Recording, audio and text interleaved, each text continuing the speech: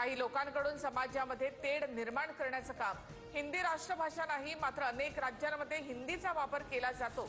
मग तुमच्या मुलांनी नातवंडांनी हिंदी शिकली तर काय झालं?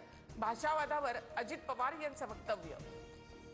शालेय अभ्यासामध्ये हिंदी भाषेच्या सक्तीविरोधात मनसे आक्रमक। मुंबईच्या असलफा इथे मनसैनिकांचं आंदोलन, काही आंदोलनकर्ते पोलिसांच्या ताब्यात। लाडक्या बहिणींना 2100 रुपये योग्य वेळी देऊ, त्याशिवाय स्थानिक स्वराज्य संस्थांच्या निवडणुकीत आम्हाला मतं मिळणार नाहीत, मंत्री हसन मुश्रीफ यांचं वक्तव्य। गर्भवती मृत्यू प्रकरणी ससून रुग्णालयाच्या समितीची आज तातडीची बैठक। समितीच्या अहवालाबाबत पोलिसांकडून शंका उपस्थित केल्यानंतर पुन्हा अहवाल सादर केला जाणार।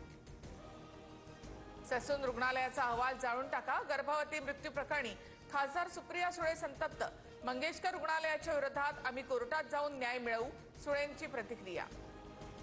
काँग्रेसमध्ये राजकीय भूकंप, संग्राम थोपटे भाजपच्या वाटेवर। थोपटेंनी फेसबुक प्रोफाईलवरचा काँग्रेस पक्षाचं चिन्ह काढलं, लवकरच पक्षाला रामराम ठोकण्याची शक्यता। विलेपार्ले येथील जैन मंदिरावर पालिकेची तोडक कारवाई।